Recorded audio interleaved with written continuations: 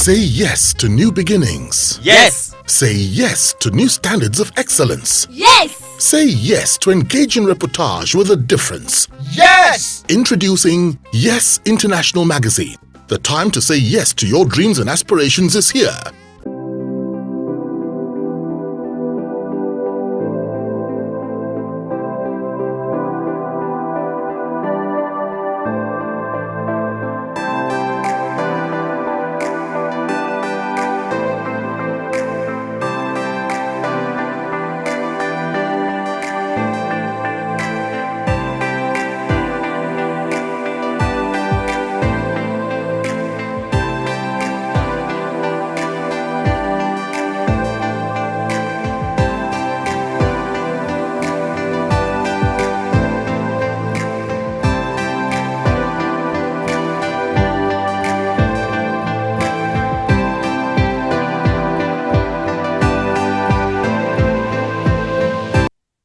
Yes. What has been happening to Chidi Mokeme?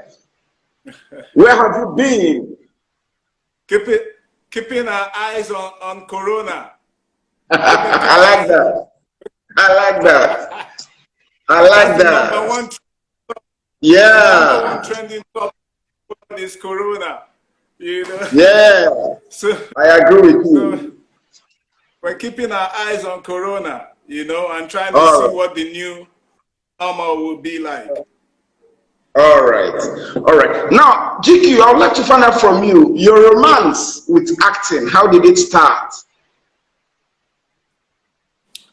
Okay, my romance with acting, as you are trying to go back like 30 years. Yeah, we're going back so that your fans can also be privileged that story. I mean, I already know, but I mean, for those who are watching you for the first time or who may not know, let's just. Yeah, I mean, that happened. In retrospect, that happened partly by accident, partly by design. You know, wow. Because I really started out as in the industry as a model.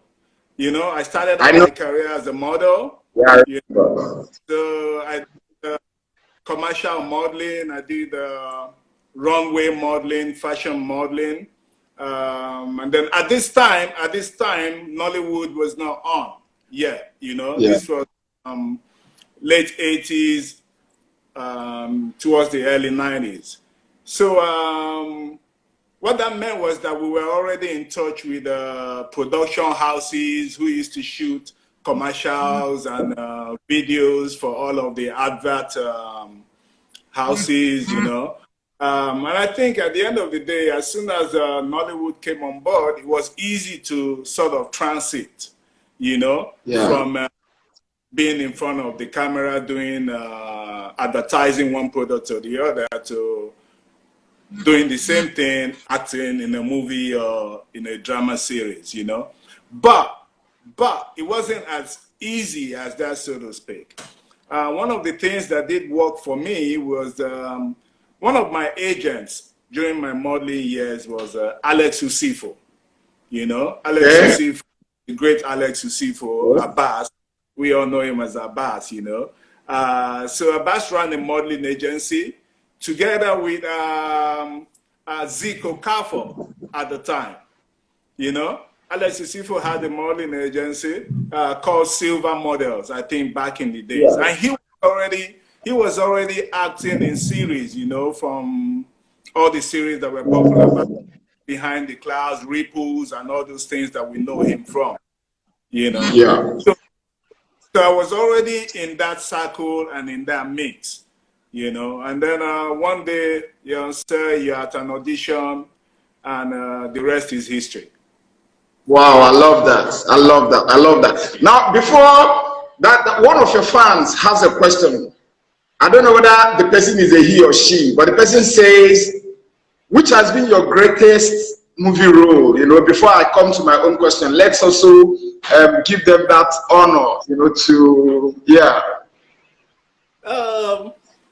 You know, the part of the fun of this job really is the thrill of being a different person on every job. Okay. You know, so the challenge of being a different character in a different space in a different setting is really part of the fun for me. You know, but as far as challenges go, there have been some really challenging jobs. 76 was challenging in that because it was a it was a period movie, it was a dated movie, so it was an adaptation, so to speak, of a real life sequence. So we had to try and be as true to life as possible, you know, on 76. So you have to watch your language, your tone patterns, your pitch patterns, you know, and try to be to sound like it was back in 76. One of the really challenging things about 76 was the makeup, you know, because I had to have the afro hair, which the makeup person had to put on every single day, you know. So every single day before shoot, you had to sit down for like 3 or 4 hours every single day, you know, and then they have to, starting from sometimes from 5 a.m., 6 a.m. in the morning, you're already sitting on the chair, and then they have to glue all the hair, you know, on for like 3, 4 hours before you go on set. And then after working on that day, another 3, 4 hours to take all the hair out of your I like that. I like that. So that was because I mean the shoot went on for months and months, so you had to do this like every single day, you know. So I think that was challenging. Otherwise, every job really comes with its own unique set of challenges. Yeah. All right. Now, I would like you to recreate or to tell us about your first experience on a movie location. The first time you found yourself taking part in a movie on a set, and you know, what happened? Can you recollect what happened? Not exactly what happened, and I must say too, you know, because I had been on other sets prior to coming on a movie set. You know, I think I probably didn't have that same level of excitement, so to speak, you know, because when you're doing commercials, you're already acting, you know, you're already doing that. And then having said that, I've been going to some of these locations. I already had friends in the industry who were shooting soaps, you know, soaps and soap operas and series at the time before the movie came in. And then I've been to 1 or 2 auditions too that I didn't make it, you know, and even though I didn't make it on the auditions, I still had the opportunity to be on the movie set, you know, just hobnob with my friends and see what was happening. So my first actual movie, I think I'll give you one of the first experiences that really comes to mind. You know, one of the first experiences. It might not be the first time, but it was one of the very first experiences. I'd gone on the set of Goodbye Tomorrow. Goodbye Tomorrow. Yes, was shooting Goodbye Tomorrow at the time. You know, so I'd gone on the set to see him, and that happened because I'd gone to my modeling agent at the time, who was Pandora. The Ajifos ran a modeling agency called Pandora. So after I finished my meeting with them, I said, okay, I was going to this producer Zebejiro's place, you know, to go and see what they were doing on the movie set. I said, oh, Zebejiro, oh, what knows? Hey, let me give you a note to Zebejiro, you know, and she scribbled something. I don't know what she wrote, you know, maybe she wanted to send a message or something. Then they put it in an envelope. I took it to Zebejiro. They were already shooting, you know, he had sent to be on set and Hilda Dokubo. Hilda was also part of the movie then, I remember. Yes. So I went there and I delivered the letter to Zeb, you know, and then I stood by in the corner to just while I wait time watching what they were doing. And then they said, hey, Chidi, come. And I said, you go feed this character now where we the shoot. So yeah, go read this one. Let me see whether and that was it. You know, And you know, this is from me going to deliver a message, and I'm in front of the camera. So that was really Yeah. cool, I like that. experience. I like that. Now, GQ, you've been into acting now for over a decade. What would you say has kept you going? Over two decades. Yeah. What would you say has kept you going? What has kept me going? Yeah. I mean, it's the passion, you know, the love for the art, the passion for what we do. I come from a generation who did this solely as a labor of love. You know, it had Yeah. nothing to do with the money. For most of the productions that I did back in the days, you never get paid. They owe you endlessly. You know, they pay you peanuts. You spend more money transporting yourself to the shoot than you make from the shoot, you know. So it was strictly just a labor of love. You know, you just loved what you were doing. You love how you feel when you're in front of the camera. You love how you feel when you pick up a character and you say, yeah, this character, I'm going to chew you up today. You know, so that was the driving force. So with that in mind, it's easy to have longevity, unlike if you were there looking for money. Because if you were there looking for money or some financial rewards, back in the days, there was negative financial result. It was not even zero. Wow. It was negative. Yeah, because you lost money to be in front of the camera, you know? Wow. So I love it's passion. I love That's that. what kept us going all the time. Passion. Very, very key. Yeah, I would like to find out from you, what makes a good actor? Say that again. What makes a good actor? What makes a good actor? Yes. I think the greatest quality of an actor should be your ability to find your empty slate. Wow. You have to be able to find your empty slate, your blank page. Yes, expatiate. What do you mean by the ability to empty slate? So whatever personality that you carry around by yourself, you know, that you have given yourself, you know, as a person, when you come in front of a camera, you have to leave all of that baggage and all of your personality outside and take on the personality of the character you are trying to portray. And then because you are late, you have to be open to the interpretation as expected from the director, who has a total vision of what he's trying to create. You know, so a lot of times you have ego trips coming in between an actor and a director, where the actor is probably conflicting the character they are playing with their real persona.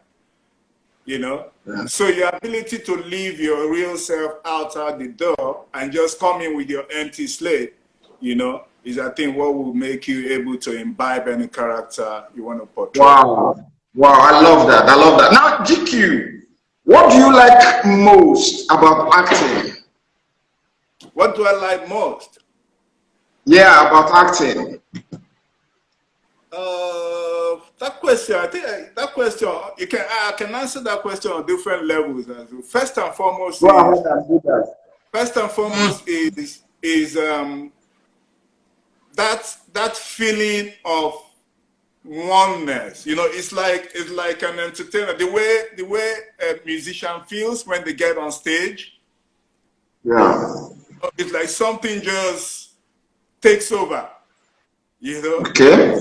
Just takes over, all your problems fade away, everything happening in life fades away, you're just at one with what you are doing, you know, totally trust in what you're doing. So I think that's a feeling that before you get on set, like every performance artist, before you get on set, you get that buzz in your heart, your heartbeat quickens. For some people, it becomes stage fright, but for real performance artists, is that thing that says to you, yeah, it's time to go conquer.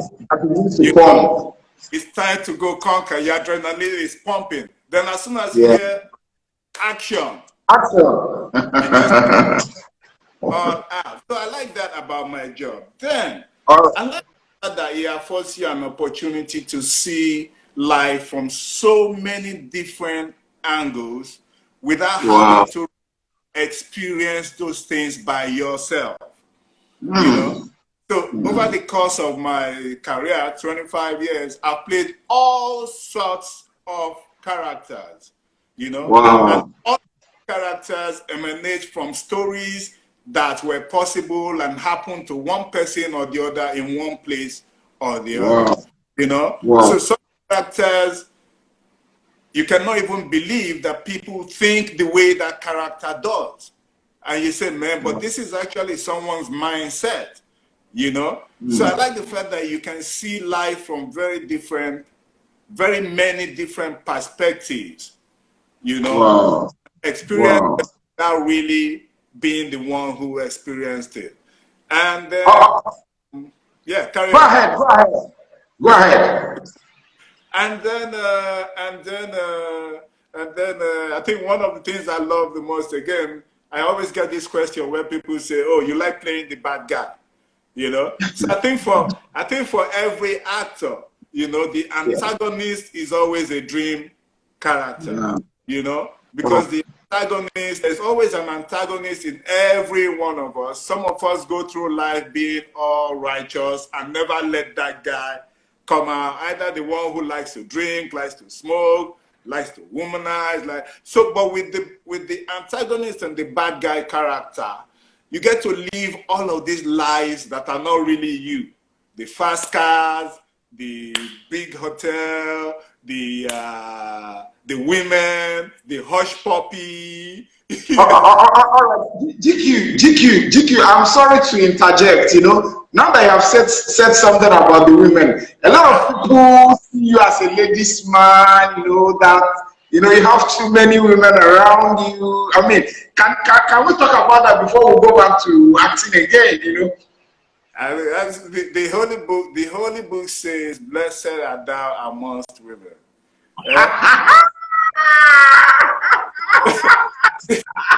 When did Blessed art thou among women. All right. I love that.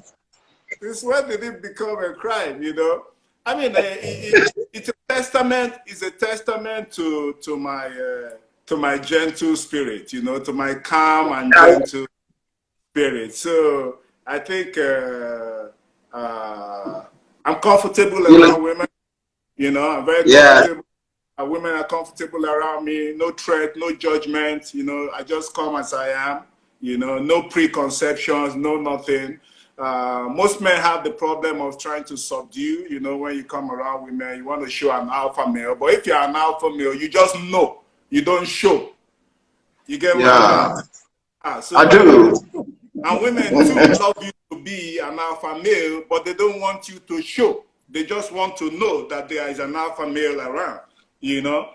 So I think because I have a bit of, a lot of control, really, you know, over myself, my reactions. I mean, I'm very comfortable around women. I love that. Dry Skin Thought says GQ is so gentle. Wow, I love that. Anyway, let me come back to what we're discussing, GQ. Hey, yes. Now, yeah, GQ. Yes. Now, earlier on, you talked about what you like most about acting. Now, I need you to tell us what you don't like about acting. What I don't like about acting is because in our space, in Nollywood, so to speak, you know, the industry has been mostly self-grown and homegrown, you know, by people just learning on the job, knocking it together as we go. So there's a big lacuna in structure. You know, we have a real structural deficit in the industry. Because of that structural deficit, you find instances where mediocrity creeps in at every level, you know? So what that does is because people at that point refuse to realize that acting and movie making is an art form, you know? Is a form of art. So you are striving for the best, not striving to be readily available, you know. So when people get into a set of mediocrity, maybe as a props person or as a costume person or as a makeup person, if you're not on top of your game, you diminish from the actor's character. And I really don't. Yeah, because the actor, much as the actor has his lines, the actor has his characterization, the actor depends a lot on his costume, his environment, his look.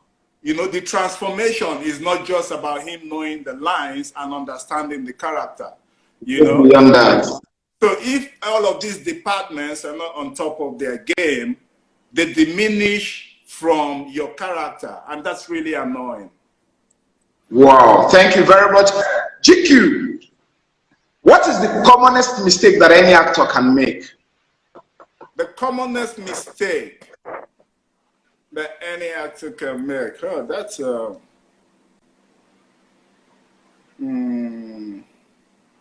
yeah, okay, common. When you say common, yeah, I think that's common. And I already mentioned this before. What's common is, you know, that line between the personality that you walk onto a location or a set with and the character you are trying to play, you know. Yes. Sometimes, and this can be attributed a lot of times to lack of proper preparation, either on the part of the actor or the artist, or on the part of the director, how he has managed his set. Because a lot of times we have thrown rehearsals, you know, out of the window. Nigerian actors have an extreme talent of being able to pack a whole Bible in their head in 1 minute, you know, so they can regurgitate lines, you know, as long as you want. But it really should go beyond that, because to be able to enter deeply into a character, you need rehearsals.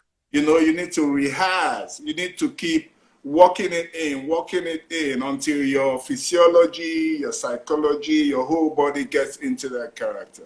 So what happens is, in the absence of that preparation, an actor walks on set and forgets to leave their personality outside. Okay, they bring it to the... Yeah, so you keep having personality clashes between who you really are and the character that you're trying to do. And then this can have problems with the costumier and everybody else, because you don't like the outfit the costumier is giving to you, but the outfit is not for you to like. The outfit is for the character that you are trying to play, you know? So those clashes come on and off, and it's common. All right. Draskin Talks says I should ask you a specific question. Draskin Sugar says I should find out from you, what can make you turn down a movie role? Oh, so many things. So many things. Go ahead, GQ. The process for me starts from the story. Okay. First thing that happens is, so let me lay it down. First thing that happens is I probably get a call or a message that says, oh, we'd like for you to be part of a production we're working on. Are you free to work on it at so time or so time? And I say, okay, yeah, I'm free to work at so time. Send me a script. So they mail you a script, then you read the script. So first time I read the script, I probably read the script about 3 or 4 times. First time I read the script is just for story. You just want to get the flow of the story. And it's easy to get a flow of the story. If I have a good story, I keep reading and stop till I get to the end of the story. You know? Sometimes you have to pause your calls or blank your calls because you just don't want to stop. Sometimes you get a story, it can take you 1 week, you have not finished it. Because, you know, it keeps getting disconnected, so to speak. Yeah, it's not adding up. Doing your best, trying to be professional and trying to finish the whole story. But you already know somewhere in your mind that this story might not really fly, you know? Yeah. So it starts really from the story. If I have a good story, as a matter of fact, you can always get me for cheap for a good story. You know? Yeah, because if you have a compelling story, that has real social relevance, you might be able to get me for cheap because I'm moved by the story first, you know. Wow. Wow. Then sometimes again, the production plan, you know, what's the plan of the producer for the story? It goes beyond coming on board and shooting a movie. What's your plan going forward? Are you going to festivals? Are you going to the cinema? You know, what kind of exhibitions are you doing? You know, so because some kind of exhibition will diminish from an actor's personality rather than add to it, you know. So it doesn't matter if they're paying you. The plan that they have for the movie will go a long way to make you determine if you want to be in it or not. Sometimes it's a contract, you know. My last movie contracts movie jobs that I turned down. Scripts were beautiful. We had no issues with